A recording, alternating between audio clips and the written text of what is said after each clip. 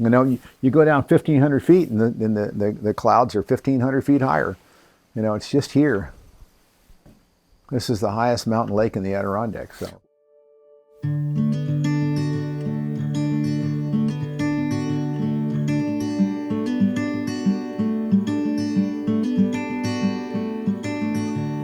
know a place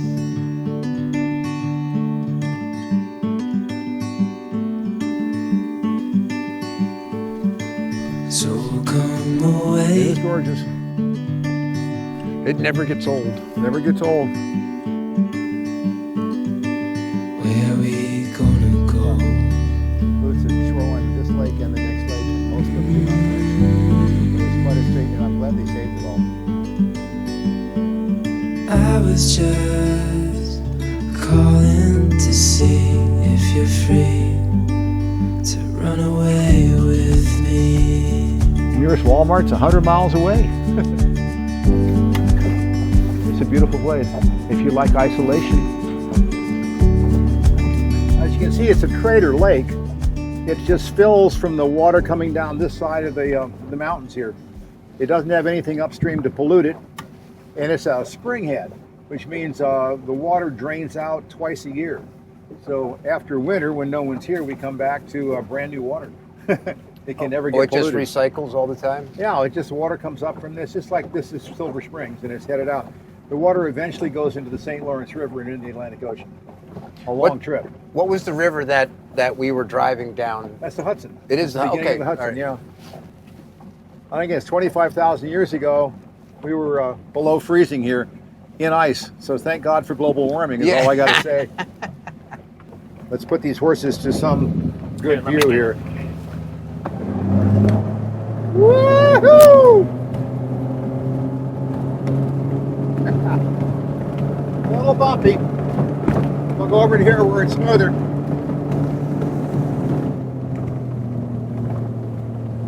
I like this spot because looking back at the mountain, you can't see any sign of humans. No houses, no boathouses, no nothing from here. What we call the Skinny Dip Bay. And the reason all this is vacant is because one man used to own everything. Who was the guy that owned it? Well, it's a long story. Well, Eagle Nest Preserve, that I have a small part of now, was first settled by Ned Buntline in the 1860s. And he wrote dime novels, same time as Mark Twain. He made more money than Mark Twain, apparently. He was very popular. He fought in the Civil War, popularized Buffalo Bill, found William Cody and named him Buffalo Bill, like this. And made a lot more money than Mark Twain, but his stories weren't so good. Mark Twain, we all know now, but it's about the same time. So anyway, he lived here. Now, he also had a fancy house on Fifth Avenue in New York. He married 7 women, all right? And then when he married them in the New York, fancy settings, he'd bring them up here to a log cabin he had, not this little thing here. A log cabin he had up here, and that's why a lot of the divorces, they didn't want to live here in the winter. So anyway, his third wife, Eva Gardner, was his housekeeper. And he married her, and she died in childbirth. And she died in like a November, I believe. And because of that, along with her baby, they both died, they couldn't bury her because the ground's frozen here. So when you die up in the mountains here, they put you in a shed until spring and bury you in April or so. So anyway, he put her out back. He couldn't stand to be without her, legend goes, so he cut off her head and put it in a glass jar, in formaldehyde on the mantelpiece and kept it. And buried her headless in a nice white lacy dress with the baby.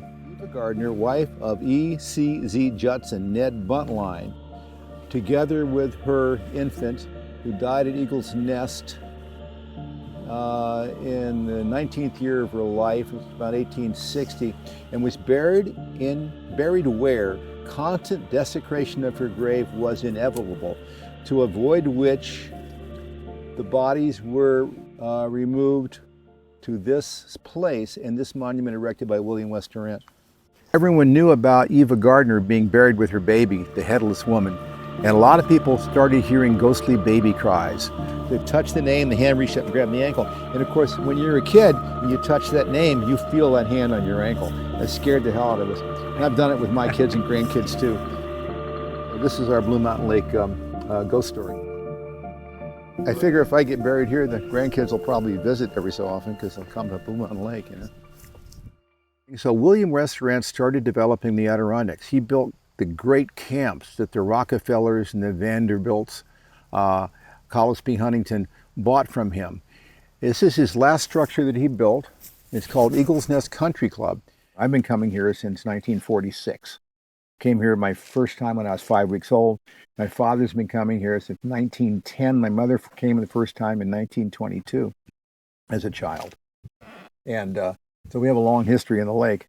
6 years ago, I was lucky enough to buy the house, and with that came 10% share of all of this, right? And that was really neat. It's when Walter's daughter died, it became for sale. I was kind of mercenary, and I called up and said, "Oh, it's too bad Granny died." Without even pausing, I said, "Are you going to sell the house?" So I made the first purchase out family here. And now about 6 out of the 10 homeowners here are not family. All right, kind of interesting. But it had been in the family, so it was preserved, and they made it so that the 10 of us now cannot subdivide anymore ever. You know, it's pretty much sewn up, and it'll stay like this for the next, hopefully, century. And there'll be almost nobody here. Is any of the original family left? Yeah, the grandkids are here. Okay. The grandkids and the great-grandkids. So anyway, when the Hochschels bought everything here, they tried to burn every house that they could buy. But this one they wouldn't sell because they were already rich. And there's a few more in holdings in here. So we'll take you over to this house. It still has no road, no electricity. Still has gas lights. It's kind of neat. Fun to visit.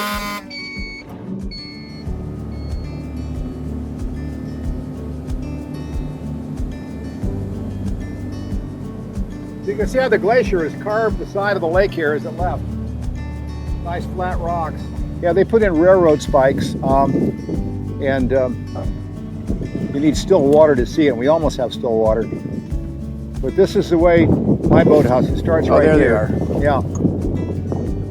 And there was a boat slip here. Here's the main body of the boathouse right here. Remember, this is 120 years ago. This cribbing's almost intact here. And you see how it's just built up like that. And there was a little ramp up to the big house up here. Nice rock. Again, carved as the glacier left. 20 feet deep immediately down here. The deepest part of the lake here is 100 feet deep, which we're just about over. But as you'll notice, for Adirondack lakes, this is very rare. A major lake with a road and no houses. Now the mountain's totally gone. I'm glad we got this little respite. You can see it's coming over there. I can see rain right now. We may head back. See the rain right there? Yes. It's coming this way. So I think that's all we're going to get of the lake today. Oh yeah, there's the rain. Well, we had 15 minutes. Let's boogie back.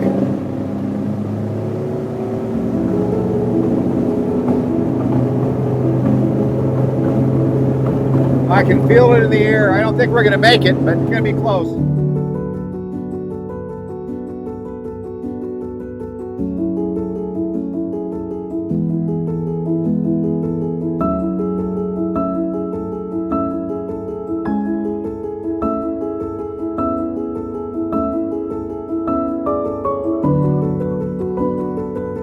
I figure if I get buried here, the grandkids will probably visit every so often because they'll come to Blue Mountain Lake. You know?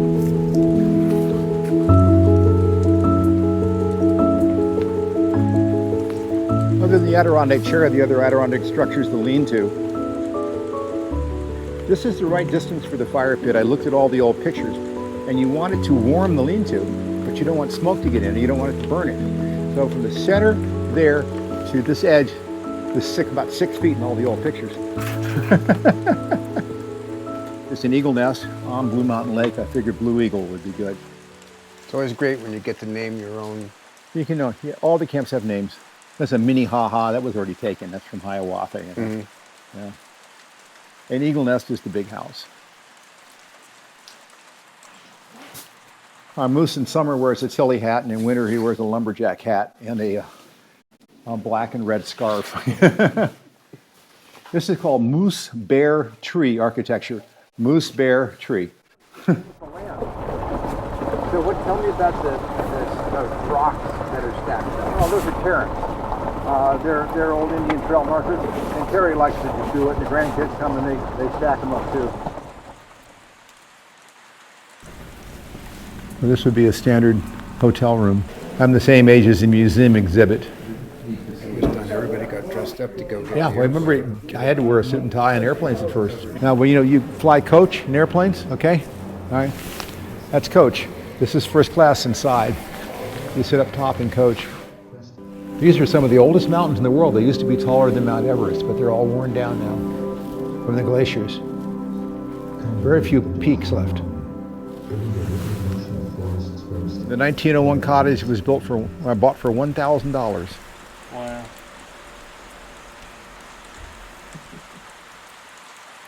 Saw Sable Chasm, close to where my father was born. That's the Grand Canyon of the East. And they used to take you out on these bateaus.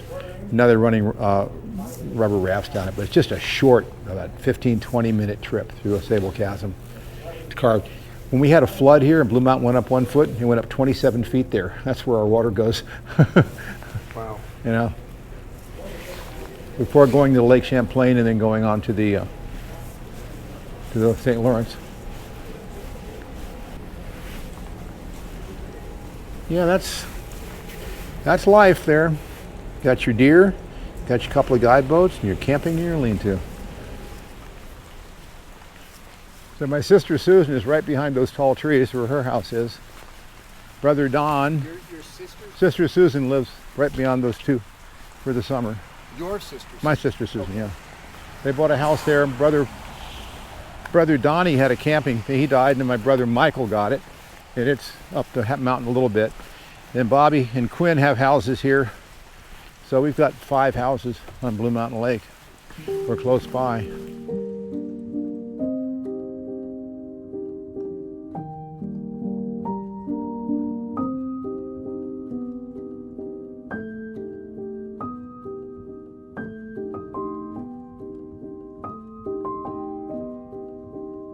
The prequel to my life is my parents' meeting, which was a lot of unlikely coincidences that if they didn't happen, we wouldn't be here.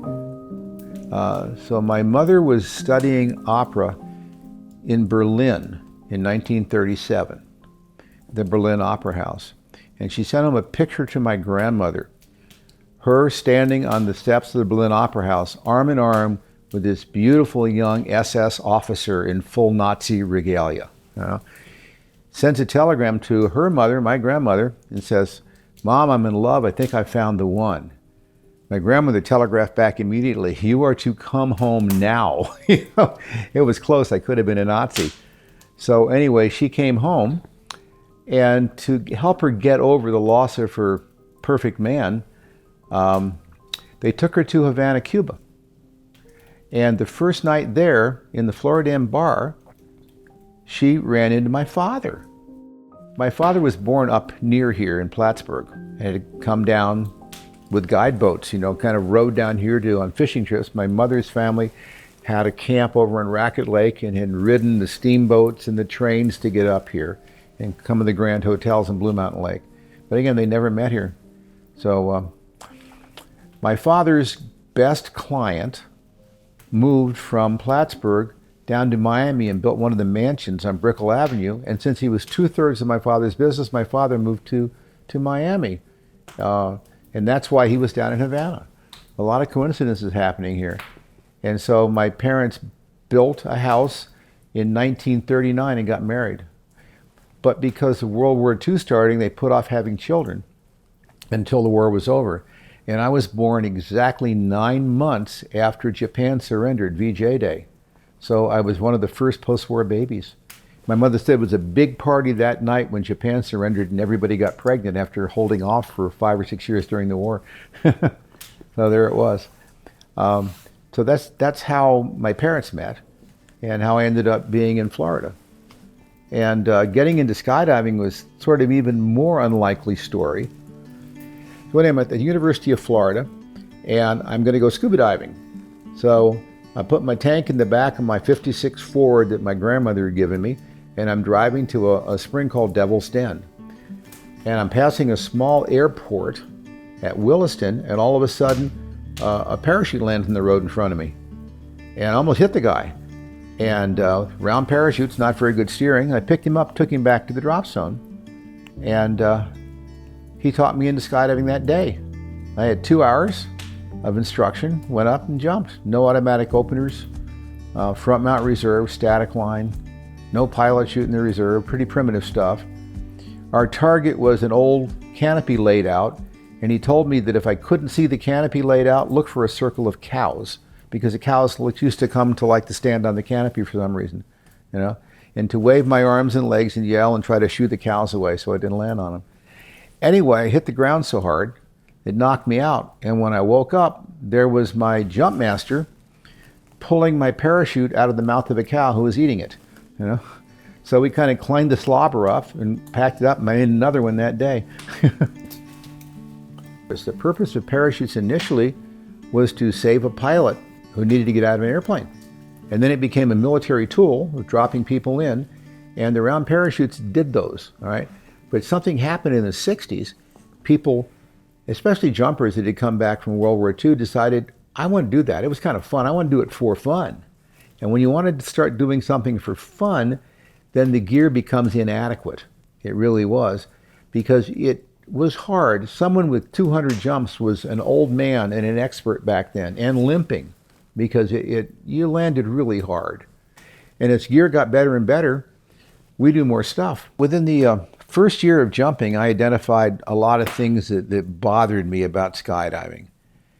And I had made my first rig. I didn't like the out of sequence. In other words, letting the pilot chute and the parachute container open at the same time. I wanted to put things in sequence, so I made a container that I closed all 4 flaps and put the pilot chute on top and put little vanes around the side of the rig and held the pilot chute with the ripcord in the back. You know, 2 ripcords, the same control system as the 3-ring uses. And this way, when the pilot chute jumped off, if it hesitated, the container stayed shut and things happened in a natural order. But that didn't solve the hesitation problem.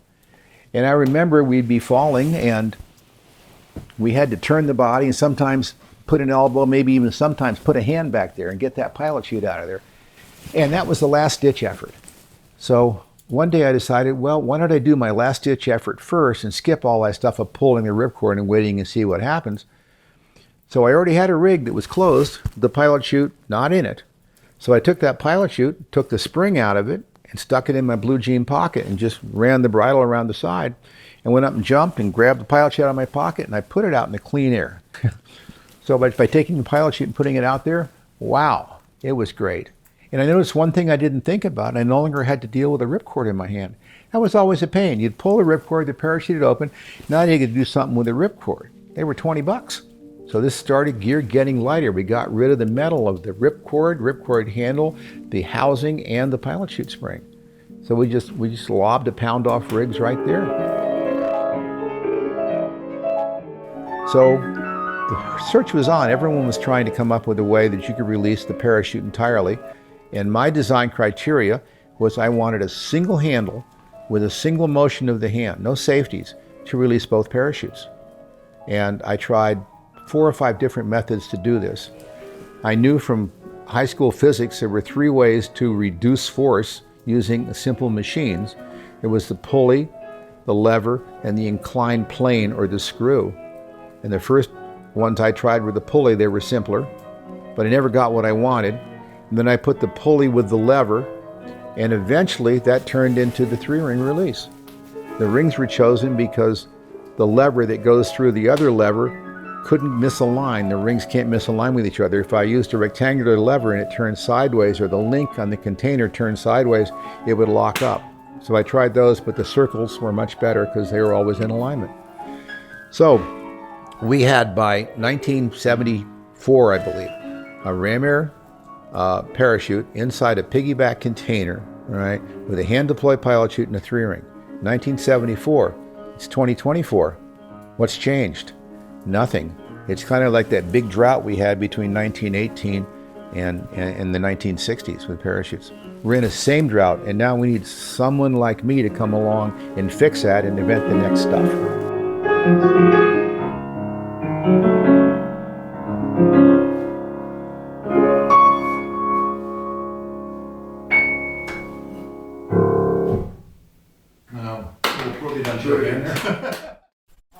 I don't have any new hats anymore. It's time to get a new hat, because after a few years you get a little sloppy. I'm bringing my beer. My birch beer. Your birch beer. We keep talking about different subjects, and I'd like to talk about the opportunities, different things that you've done in your life create. And one is Tandem, because I know over the years you have, traveled to Russia, and you've traveled all around the world training new tandem masters and having new opportunities presented to you. And I'd like to talk about some of those opportunities. Sure. It did. When I was like one of the only people doing tandem, it was kind of neat. I got invitations to go everywhere. I got to do the first tandem jump in Hawaii, the first tandem jump in Australia, New Zealand, Russia, a lot of places in Europe. And so I got to travel around. I traveled around the world a couple of times, I guess, in tandem. I think we can walk up here. Sure. And I went and did tandem in Venezuela for Chavez. I took his nephew. That was scary. Anything wrong with that kid, I would have ended up, they never would have found the body. Well, let's talk, because you had once told me the story about the Russian general that wanted to jump. And at that point, the Cold War was still going on. So I went to Russia in 1990 in summer, and the idea was to show off tandem. And so I had made a tandem jump with this East German skydiver. And I was talking to a bunch of Russian generals. I've got a picture of them holding my videotapes. And he said, well, this works well on a pretty day in Moscow with a pretty girl, but could you take me to a remote location? I said, General, I could put your ass in the North Pole. But I didn't know this general was in charge of Arctic rescue. And he'd never been to the North Pole. He had a base in Siberia. So about 3 months later, I got a cablegram. We didn't have internet yet or anything. He said, Comrade Booth, you come Moscow, we go North Pole. So he set it up. He had three turboprop aircraft, 4 helicopters, and about 60 guys into this thing. And they set up a scenario where an airliner has crashed on the ice cap at the North Pole, and they want to get doctors there. And of course, it's a long way by helicopters, over 1,000 miles, and helicopters have a 300-mile range. And they've got to redrop fuel on the ice cap to get there. So they set it up, and they took the helicopters, and they flew 3 helicopters to the North Pole. It took them 7 days, all right? When they got there, they called us. They had sent 2 Russians to land, and I trained them in tandem. And then we had a doctor and this general, and there were actually 2 doctors and a general.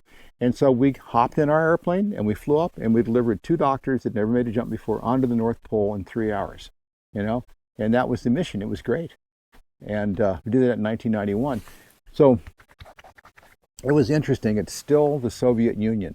So I get to Russia, I get to Moscow, and General Amelkin, my general, takes me to a town of Kolomna, and that's where it's a big military MiG-29 base.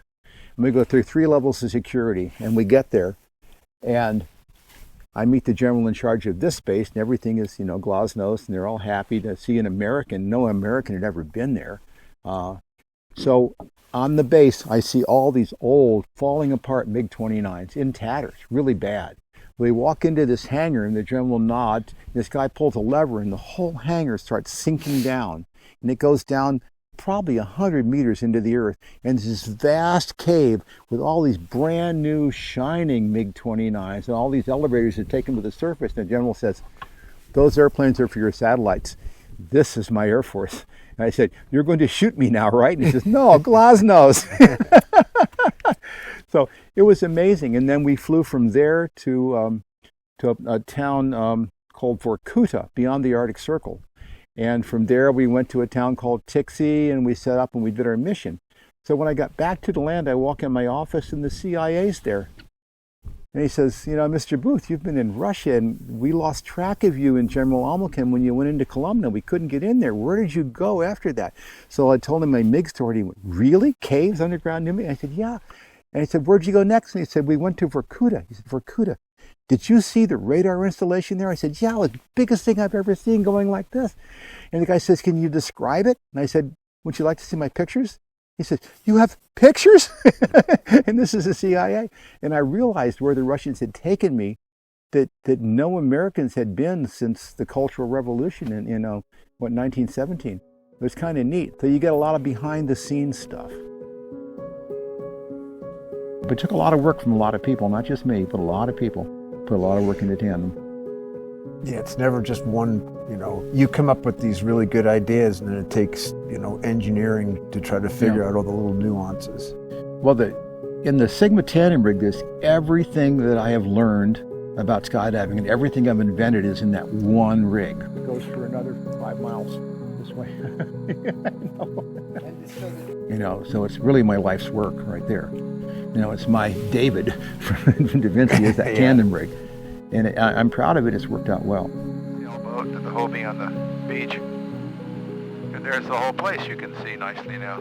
Got so many toys. Too many toys. Thank you, good sir. Yeah. You taking a movie, Terry? I think so. Hey!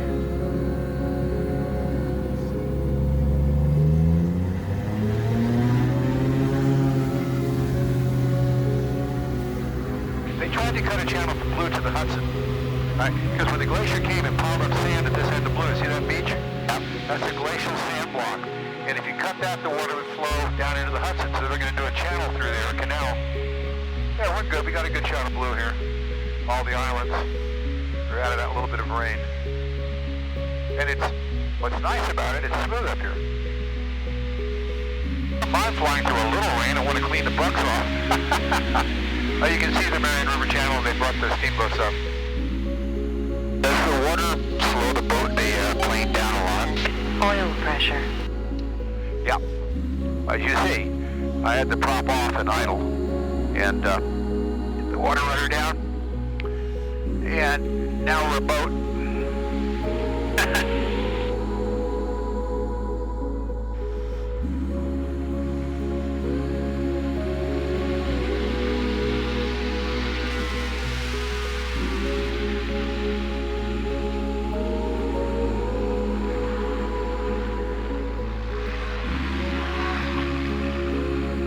Okay.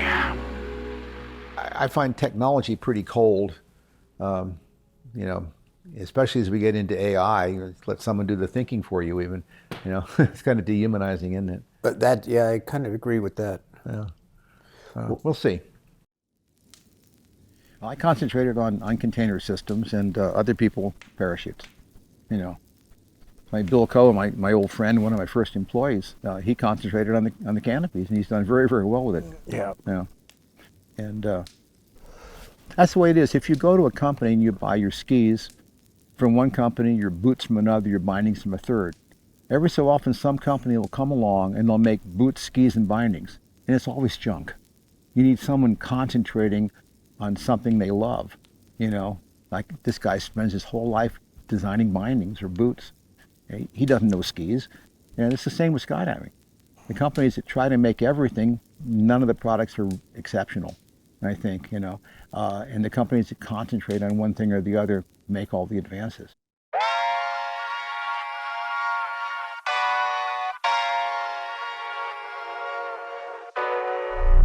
Oh my God, I'm just playing with them now, yeah.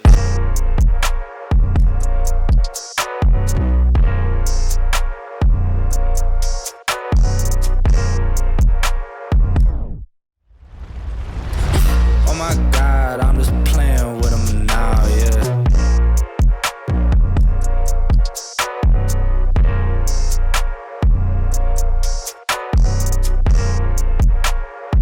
Bill's big adventure. My big adventure. I always knew I was too lazy to climb Mount Everest. I thought it was cool, it's the tallest place on Earth. So we flew from Kathmandu to a small airstrip that commercial airliners go into. I mean, Twin Otters. It looks like these are Twin Otters that were so old the drop zones didn't want them anymore. And we flew in, it's called Lukla. So there's no go-arounds. Then we flew into there, and then you've got to hike a day, and you spend the night, and then you hike another day and another day, and you get to Namche Bazaar, which is kind of the last big town. Now, there are no roads and no wheels, so everything's carried in by Sherpas or on yaks. And when you finally see Mount Everest after 3 days of hiking, it brings tears to your eyes. There's the goal, you know, and it is spectacular. It really, it's another level of mountain for sure. So we hopped in the airplane. There were 4 or 5 of us in the airplane, and I didn't have to climb it. It took me up there in 45 minutes. The upstairs winds were 88 knots. The only flat spot in that part of the country was that little airstrip. If we missed by a quarter mile, we were on sloped mountains, you know, going down to rip-roaring rivers that you didn't want to miss.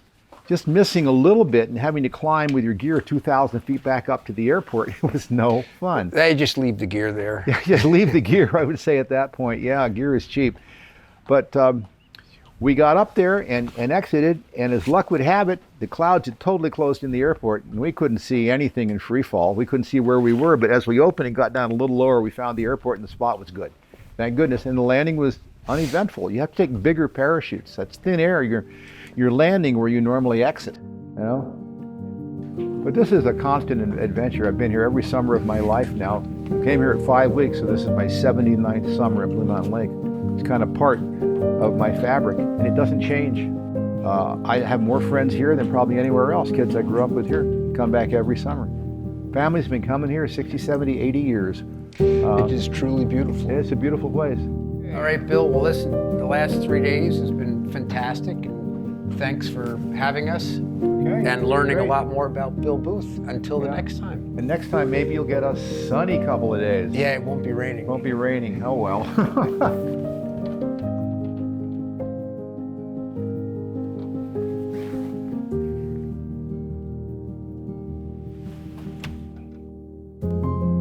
Headhunters and shrunken heads, so do you have anything? Yeah. It was kind of amazing. You'd seen this kind of stuff in Tarzan movies, but this is 1984 and they still exist. And it's only, I guess 1,500 miles from the land, if that. Not very far. These warriors had just come from a raiding party, these Yanomamis, and they had shrunken heads of their enemies tied to their belts with the hair of the enemies. Yeah? And the Catholic priest was with me translating. I don't speak much Yanomami. And I said, why are they pointing at me and smiling? And he went over and asked me, he says, you're not going to like this. They thinking what a trophy it would make to have an inverted shrunken head hanging by a beard. None of them had beards. So I stuck close to Father Jerome the rest of the time. It would be really, really bad. They actually made me a shrunken